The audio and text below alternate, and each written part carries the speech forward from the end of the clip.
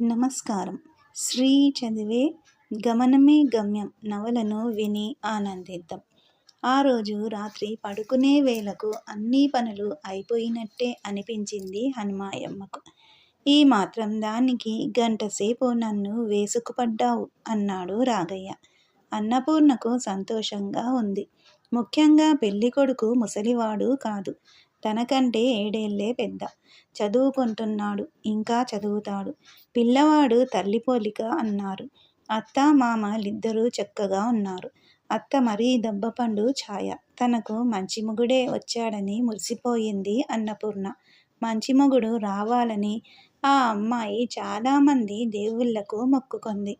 పెళ్ళవగానే భర్తతో కలిసి ఆ మొక్కులన్నీ తీర్చుకోవాలని అదొక పెద్ద పనిలా దాని గురించి ఆలోచిస్తూ ఉండిపోయింది. శారద, విశాలాక్షి కూడా అన్నపూర్ణ సంతోషంలో మనస్ఫూర్తిగా భాగం పంచుకున్నారు. చదువు మానేస్తుందేమో కానీ సుఖంగా ఉంటుంది కదా అనుకున్నారు. అన్నపూర్ణకు కాబోయే భర్త పేరే వాళ్లకు బొత్తిగా నచ్చలేదు. అబ్బయ్య చౌదరి. అన్నపూర్ణ పేరు ఎంత బాగుంది. అబ్బయ్యేంటి అబ్బయ్య అంది విశాలాక్షి. ఊరుకో, అన్నపూర్ణ బాధపడుతుంది అంది శారద. మా ఇద్దరి పేర్లలోనూ మొదటి అక్షరం ఆ. పేర్లు ఎంత బాగా కలిశాయో చూడండి అంది పెద్ద విషయం కనిపెట్టినంత సంబరంగా అన్నపూర్ణ. పేరు అంత నాజూకుగా లేకపోయినా దీనికి సంతోషపడొచ్చు గదా అని ఆ పిల్ల ఉద్దేశం. చూస్తుండగానే అన్నపూర్ణ పెళ్ళి జరిగిపోయింది. అయితే అన్నపూర్ణ వ్యక్తురాలయ్యేంత వరకు బడికి పంపించవచ్చన్నారు అత్తామామలు. బీఎస్సీ చదవడానికి అబ్బయ్య మద్రాసు వెళ్తాడు.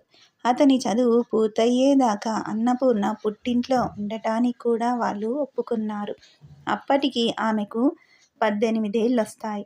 రామారావు గారు తనంతా తాను కలగజేసుకుని ఇరుపక్షాల వాళ్లతో మాట్లాడి ఈ ఏర్పాటంతా చేశారు. అబ్బయ్య రామారావు గారి గురించి విని ఉన్నాడు. ఆయనను ప్రత్యక్షంగా చూడడం, ఆయన వ్యవహార శైలిని గమనించడంతో ఆయన మీది గౌరవం పెరిగింది. ధనలక్ష్మి వ్యవహారం తన ప్రమేయం లేకుండా అట్లా విపరీతంగా జరిగినందుకు రామారావు మనసులో ఉన్న బాధ అన్నపూర్ణ విషయంలో కాస్త ఎక్కువ జోక్యం కలగజేసుకునేలా చేసింది. రాగయ్య ఆశ్చర్యపడేంతగా ఆయన పెళ్లి పెద్దల్లో ముఖ్యుడయ్యాడు. అన్నపూర్ణ చదువు ఆగనందుకు శారద, విశాలాక్షి ఎగిరి గంతులేశారు. మొత్తానికి స్నేహితురాలి పెళ్లి చూసే శారద తల్లిదండ్రులతో కలిసి మద్రాసు వెళ్ళింది. మద్రాసులో రైలు దిగి స్టేషన్ బయటకు రాగానే శారద మనసంతా హుషారుగా అయింది. చూడగానే మద్రాసులో ఏదో గొప్పతనం ఉందనిపించింది. గుర్రం బండిలో తమ ఇంటికి వెళ్తుంటే ఏదో విశాలత్వంలోకి రెక్కలు సాచుకుని పక్షిలా ఎగురుతున్న అనుభూతి కలిగింది. తన ఊరికి ఈ పట్టణానికి పోలికే లేదనుకుంది. వీధులే కాదు, ఊరంతా విశాలంగా కనిపించింది. ఇంటికి వెళ్లే దారిలోనే సముద్రం కనిపించింది. నాన్నా, సముద్రం! అమ్మా, సముద్రం! సూర్యం చూడు, సముద్రం!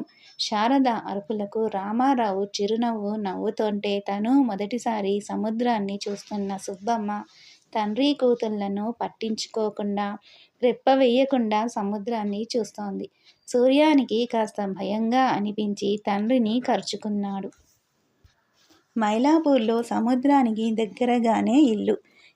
ఊళ్ళో ఇల్లంత ఆవరణలో లేకపోయినా పెద్దదే. ఇంటి ముందు చిన్న పూలతోట ఉంది.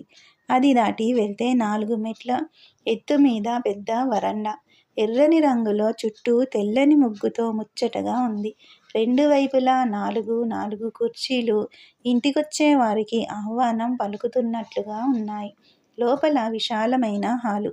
అటూ ఇటూ 3 గదులు వరుసగా ఉన్నాయి. హాలు వెనుక భోజనాల గది పెద్దదిగా ఉంది. దానికి ఒక వైపున వంటిల్లు, మరొక వైపు సామానులుంచుకునే గది. అది దాటితే మళ్ళీ పెద్ద పెరడు, నుయ్యి, కొబ్బరి చెట్లు, అరటి చెట్లు, ఉసిరి చెట్టు. మేడ మీద కూడా ఒక హాలు, 2 విశాలమైన గదులు ఉన్నాయి.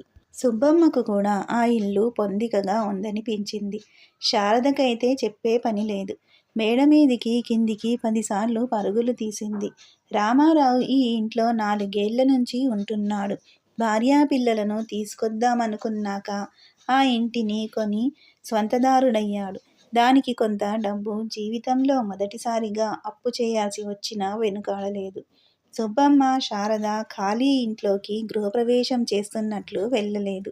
వీళ్ళు వెళ్ళేసరికి ఇంట్లో ఏవో పనుల మీద మద్రాసు వచ్చిన పండితులు వాళ్ళు. వాళ్లకు కావలసినవి అమర్చడానికి 2 పనివాళ్ళు, ఒక వంట బ్రాహ్మడు హడావిడిగా పని చేస్తున్నారు. సుబ్బమ్మ తన వెంట తెచ్చుకున్న శేషమ్మతో కలిసి తను తెచ్చిన కాసిని సామానులు సర్దించే పనిలో పడింది. మద్రాసు జీవితం తల్లీ కూతుళ్లకు తేలికగానే అలవాటయింది. శలవలై పోయేలోగా మద్రాసు చుట్టుపక్కల ప్రాంతాలు, పక్షితీర్థం, మహాబలిపురం, పుదుచ్చేరి వంటివి చూసి వచ్చారు. ఎక్కడికి వెళ్ళినా సముద్రం ఉప్పొంగుతూ శారదను పిలిచేది. తల్లి తండ్రి గట్టిగా తనను పట్టుకుంటే శారద లోపలికి వెళ్ళటానికి పెనుకులాడేది. శారద ఈత నేర్చుకుంటానని పేచీ పెట్టింది. సుబ్బమ్మ వీల్లేదంటే రామారావు తప్పకుండా నేర్పిస్తానన్నాడు. ఈతే కాదు, టెన్నిస్, బ్యాడ్మింటన్ కూడా నేర్పిస్తానన్నాడు. శారద తనకు అద్భుత ప్రపంచంలోకి వచ్చిపడ్డాననుకుంది. శరీరానికి, మనసుకు విరామం లేని అనుభూతులు. అన్నింటిలోనూ ప్రవేశం దొరికింది. సూర్యానికి 1 ఏడాది ఇంటి దగ్గరే పంతులుని పెట్టి చదివించాలనుకున్నారు. ఇంటికి దగ్గరగా ఉన్న ఒక మిషనరీ పాఠశాలలో చేరింది శారద. ఆ బడి క్రైస్తవ సన్యాసినులు నడుపుతున్నారు. వారి దుస్తులు, తలకట్టు అంతా ప్రత్యేకం. ఆ పాఠశాల వాళ్ళు పరిశుభ్రతతో, క్రమశిక్షణతో ప్రకాశిస్తుంటే పిల్లలు వాటిని భంగపరుస్తూ అటూ ఇటూ తిరుగుతుండేవారు. ఉపాధ్యాయునులు ఎక్కువ మంది ఆంగ్లేయులు లేదా ఆంగ్లో ఇండియన్స్, 4-5 హిందువులు ఉండేవారు. ఎక్కువ మంది క్రైస్తవులవటంతో బడి ఆవరణలో ఒక చర్చి కూడా ఉంది. మొదటిసారి శిలువ మీద క్రీస్తును చూసిన శారద ఆశ్చర్యానికి అంతం లేదు. అందరూ కళ్ళు మూసుకొని ప్రార్థిస్తుంటే తన పెద్ద కళ్ళతో రెప్పవేయకుండా చూసింది శారద. కాళ్ళు, చేతులకు మేకులు, రక్తాలు కారుతున్నాయి. నెత్తిమీద ముళ్ళను చుట్టారు. ముఖంలో బాధ లేదు గాని సంతోషమూ లేదు. శారద మనసు క్రీస్తు మీద జాలితో నిండిపోయింది. ఇంటికి రాగానే తల్లితో, తమ్ముడితో ఈ విషయం చెప్పింది. ఆవిడకు అర్థం కాక అయ్యో పాపం అంది. తండ్రి కోసం ఎదురు చూస్తూ కూచుంది. ఆ రాత్రి క్రీస్తు కథ సంక్షిప్తంగా చెప్పి శారదను నిద్రపుచ్చేసరికి రామారావుకి అలసట అనిపించింది. సూర్యం ఎప్పటిలాగే సగం విని నిద్రపోయాడు.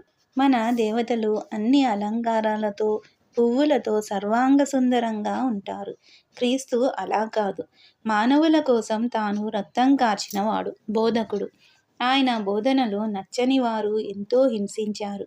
మానవుల కోసం హింసపడుతున్న ఆయన మూర్తిని ఆరాధిస్తారు వాళ్ళు. తోటి మనుషుల కోసం మనం ఎన్ని కష్టాలైనా పడాలని క్రీస్తు చెబుతాడు. ఆయన ఎంత చెప్పినా సుబ్బమ్మకు అర్థం కాలేదు. శారద అర్థం చేసుకునే ప్రయత్నంలో అలసిపోయి నిద్రపోయింది. మర్నాడు సులభమైన ఇంగ్లీష్లో క్రీస్తు చరిత్ర ఉన్న పుస్తకాన్ని తీసుకొని తెచ్చాడు రామారావు. శారదకు కొత్త మతం క్రమంగా పరిచయమైంది.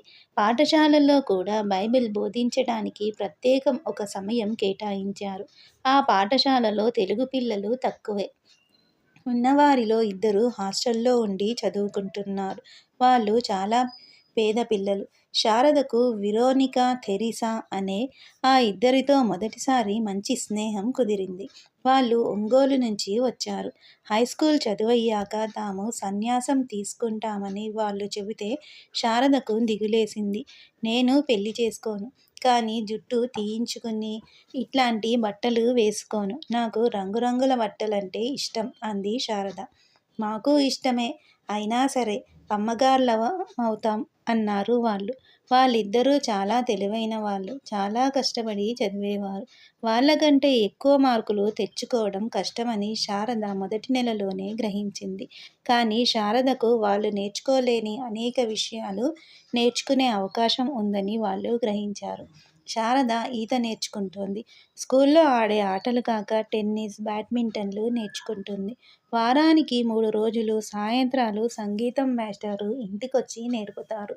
వీటన్నిటినీ సునాయాసంగా నేర్చుకునేందుకు అవసరమైన పౌష్టికాహారం శారదకు పుష్కలంగా అందుతోంది. ఇంటి దగ్గర రామారావు కోసం ఎంతమందో వస్తుంటారు. అందరూ పండితులు, పరిశోధకులు, దేశభక్తులు, శాస్త్రవేత్తలు. వాళ్ళు వచ్చినప్పుడు శారద మెల్లిగా వాళ్ళ పక్కన చేరేది. అందరూ ఆమెను ఆప్యాయంగా పలకరించేవారు. వారి మాటలు ఒక్క క్షరం కూడా పొల్లుపోకుండా వినేది. అర్థమైనంత అయ్యేది, లేనిది లేదు. అన్నిటికంటే ఆనందం వీరేశలింగం పంతులు గారు రావటం. రాజమండ్రిలో వాళ్ళింటికి తను వెళ్ళడం, రాజ్యలక్ష్మమ్మ తనకు కథ చెప్పి పాట పాడడం శారదకు బాగా గుర్తున్న మొదటి జ్ఞాపకం. రాజ్యలక్ష్మమ్మ పోయి 7 ఏళ్లయిపోయింది. పంతులుగారు శారీరకంగా, మానసికంగా కొంత బలహీనులయ్యారు. ఆత్మకథ రాస్తున్నారు. ఆయన మద్రాసు వస్తే రామారావు గారింట్లోనే బస చేస్తారు. ఆయనను కలవాలని మరెంతమందో వస్తారు. ఆ ఇల్లు సరస్వతీ నిలయంలా ఉండేది. అక్కడ శారద ఏ పరదాలు లేకుండా పెరుగుతోంది. ఒకరోజు ఉదయం బడికి వెళ్ళిన శారదకు తరగతి గదిలో వెరోనిక కనిపించలేదు. తెరిసా చెప్పింది. వాళ్ళ నాన్న వచ్చాడని, వెరోనికాను బయటికి తీసుకెళ్ళాడని. అలా బయటకు తీసుకెళ్ళటానికి సామాన్యంగా అనుమతి దొరకదు. వెరోనిక సాయంత్రం వరకు రాదు. సాయంత్రం తను ఇంటికి వెళ్ళాక వస్తే తనిక ఆ రోజు వెరోనికాను చూడలేదు.